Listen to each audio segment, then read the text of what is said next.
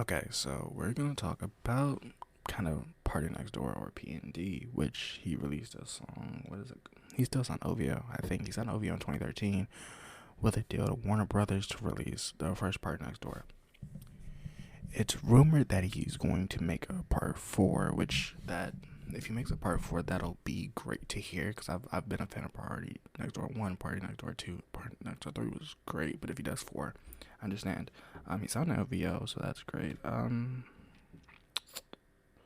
Let's see. He's also known besides that for writing people's songs and writing people's lyrics. Um, I think he did one with News and one for Rihanna. He wrote for Rihanna, I believe. But he's known for his penmanship and also his creative ability as an art. He took 2 year hiatus off. He normally takes a couple years off before he releases an album. He stopped taking that 2 year hiatus off to drop a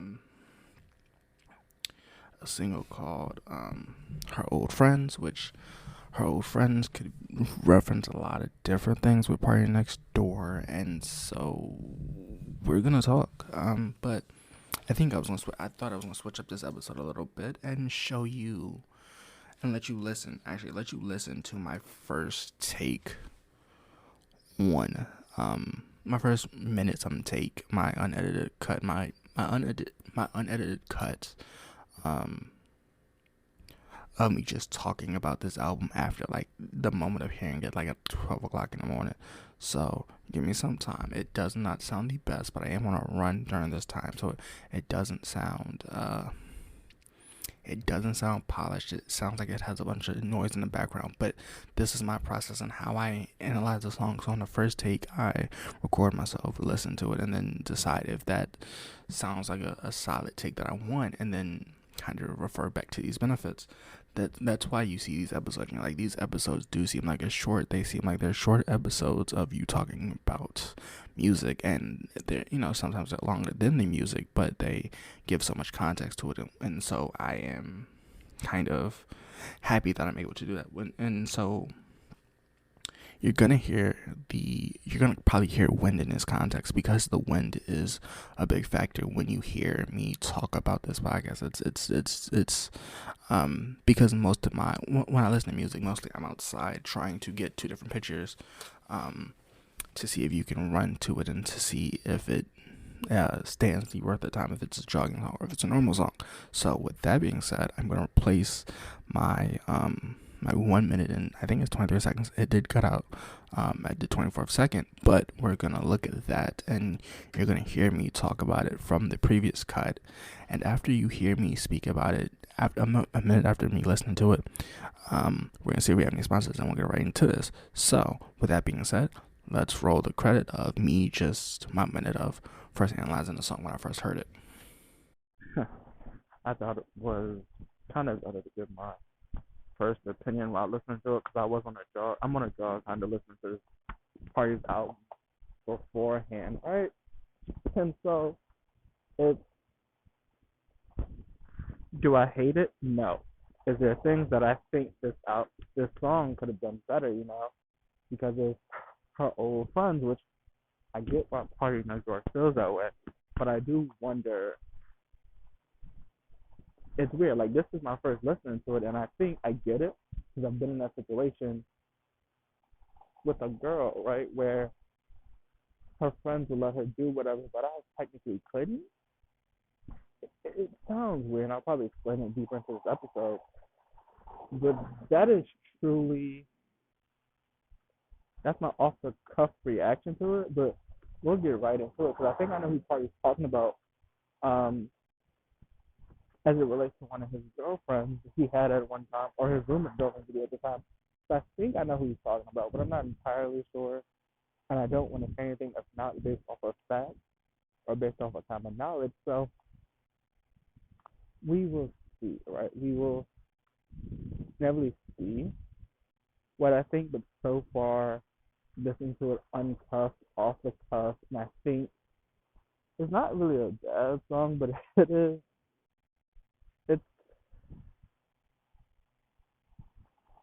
It's it's a weird. It's different. So we'll see.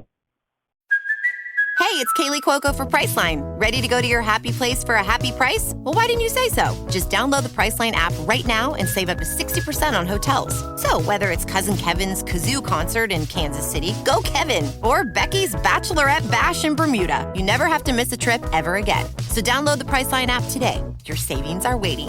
Go to your happy place for a happy price. Go to your happy price, Priceline. Okay, and before I start this part of this episode, I there are things that I have to get on my way first, and that Partnextdoor is Canadian. Technically, he's Canadian, but he has an American sound to it. And that the comment that I made about him making toxic music, it's just some of his things are considered like toxic movements in the way that they are. Neither this song is completely toxic or toxic free. Before also talking to the song, there are a few things I need to clear up. This is my unbiased opinion before we get into some of these topics, and they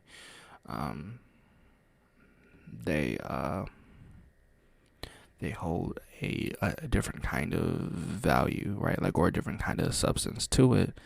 And this is kind of my interpretation of it. And then I'm gonna do some stories, but I'm gonna change up some of the wording to make it kind of cleaner, because I am aware that there are an explicit version and then there's a clean version of this song. So I'm going to kind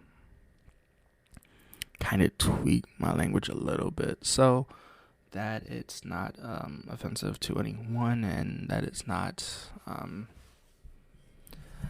terrible, but it's also kind of me telling a story. So with that being said, and I'm sorry if you hear like an echo, I'm extremely sorry if you hear an echo. So with that being said, we're gonna get into it. Let's talk about it. So Partynextdoor starts off his first verse with two different things I've never really heard from a Partynextdoor song, and it's he kind of sets up this argument. And so when I'm saying argument, I'm looking at this from a perspective of a friendship, because he starts this argument off, and it's a very strong argument to start off with, because the argument is, I don't like your old friends, hate when beautiful women or women in general, women that they admire in general act dumb. Now, the interpretation of dumb, there's many interpretations of the word dumb, right? So there's many interpretations, but if we go off a definition of dumb, it's temporarily unavailable or unwilling to speak, and that's from the Oxford Language Dictionary. So when I say this, I'm gonna try to refer to this to a different kind of, because as I said, I'm gonna necessarily be switching the language that I use, because I don't want to offend anyone. So that's strictly what it's gonna sound like. So he says, I hate when people act dumb. And I get what he's saying. He's saying that in the long run, what he's trying to say is that he doesn't want a high body count, which one could argue body count matters. One could argue that it doesn't, and one could argue that it's particularly on a person's preference and to who they go with and who they're gonna be with. And the only reason I assume that is the line is because the next line after that is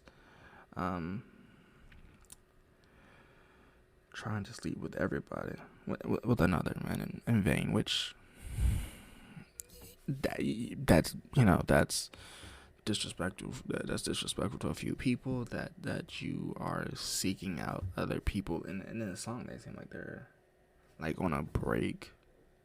And I know that meme comes up of Ted and Robin from How I Met Your Mother, where they talk about them being on a break, but a separation. But that's what it seems like, he says, and he hates when they act dumb. And so I refer to that just being of them living in a different lifestyle than the other person would prefer. And to some extent, I get that, there's some morals that people aren't gonna move on.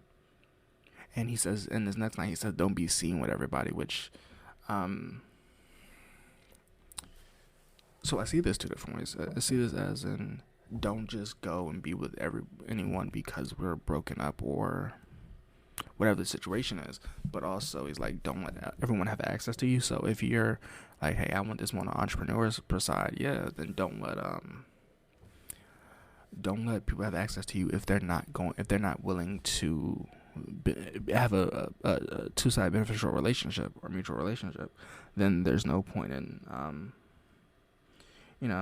don't just be seen with everybody. But if you're taking this from the standard of a relationship, don't be seen with everybody because they're gonna think you're easy to get to. You're easy person to get with. And so I get that from two different standpoints of that. So that's a weird thing to me to clarify.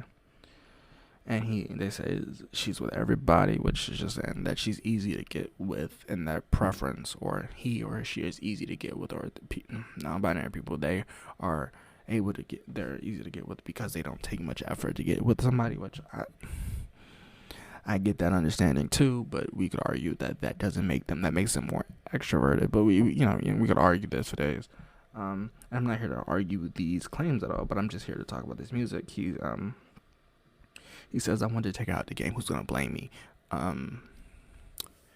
So the game I think he's referring to is the dating market or the dating scene, and he's like, I just want to take her out of the situations that she's been in, and who's gonna blame me because she's a great person, she's beautiful or intelligent, or he's handsome, or he's this, right? Like, there's why, or they are beautiful, they're this, like, why am I going to not try to take them off the market, and who's gonna blame me for trying to because they're a unique person? Which, I understand that too.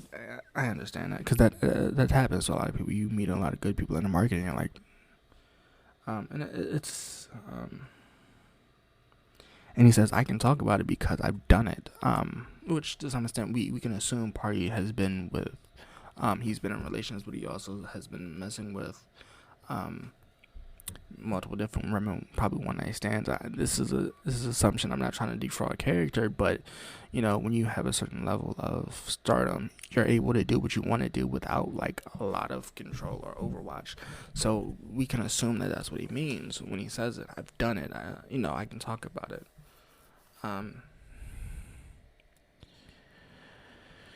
He says all these award shows, and he says he's been all of these awards, so he can sit right here with all these awards, and none of them have shown love to me, showed me love, and then come and see me or show me love, which is I think his rebuttal of come and see me,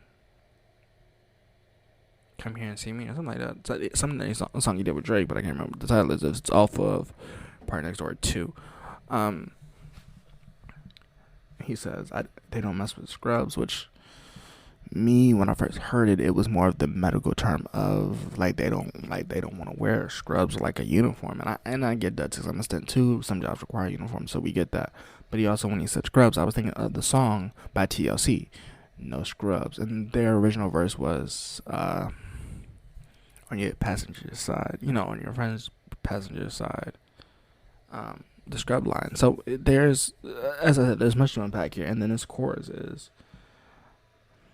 And then this is a 2-verse song, but this chorus, I like this chorus because it says, I love that girl. Common sense seems to vanish. You gave it away. Which we could talk about the religious aspects of purity or virginity. We could talk about that for days, but I think he's just talking about access to her. As when he says, you gave it away, which that's weird. And then, as I said, this statement on, your common sense seems to vanish, almost like as, hey, you're trying to become somebody that you look up to, and they were your role models. And he says it in the song too. She looked up to you, and you're your role models, and you just told her to go mess around with everybody. Which I think he could be aiming shots at people like women in the music industry, but that's, that's my own interpretation of it. But he's just saying that, when you tried to become somebody else, all your common sense you had were vanished, and to some extent you became that person. But it was all love, and it's all great. But he says this line, and it rubs me the wrong way, and I'll be completely upfront. I was in this situation, so kind of rubs me the wrong way. But he says, when I call you, when I call, pick up the phone. When I call you, pick up the phone. Don't let one of your friends pick up the phone, and that's a whole nother situation. But it is kind of that sense of comfort, like, hey, I'm calling you to talk to you, not your friends, because he says they're broke, but I'm not referring to that. I'm just saying that there are situations where you don't want your girlfriends or your friends in general to answer your phone, right? But it seems more like it's common practice nowadays, so we end up getting that without, and it's a weird thing. Like, I do like this song. I think it's a tad bit toxic, but he talks about Fiji water, which girl was Fiji water, and that's another conversation about the organs of women. But that's weird. He says, I don't care about my name, just know I love this girl, and that's, it's, you don't really have to hide that, because when you get rid of the fame, Partnextdoor is sort of underrated, but he's also like, so it's always great to have like these kind of talks about it, because you hear somebody that truly loves this music, and it's a weird thing, because it is true. You and this whole thing around, like, why does he keep relating to purity and religion? I'm not a very religious person. I don't partake in one specific religion, but he says that it'll take time to wash off, because she's been with everybody, right? And that scent of you being with everybody stays on you. I get that, but this still relates to body count. So it's just, it's a weird thing to talk about, but I think PartynextDoor making the song is a little toxic. I won't admit, it does seem like it's trying to persuade this image of you're only perfect if you're like a perfect model, and let's be realistic, perfect isn't a realistic standard. So I get it, but it's a weird song to listen to. So this is my official longer review, and my earlier review is just me off of it, just thinking about it while I was on a run. So the second, third time I listened to it, I did like it a little bit better, but I think I liked it initially the first time, and that's still a 7 to me, because it's a solid album. Well, it's a solid song. It seems like this is going to be part of his Partnextdoor 3, and so that's why I assume this is going to be part of an album, because I think Am I Wrong? She might be on this. So it's just overall, I think this is going to be the setup in one of the lead singles for this album, part 4, that he hasn't officially announced, but that's what I assume, because it sounds like Partynextdoor is in that 2-year hiatus, this being a single that he randomly released on a Friday. Overall, I can assume that this is going to lead to an album soon. So overall, it's a 7 out of 10 for me, but it's a good song.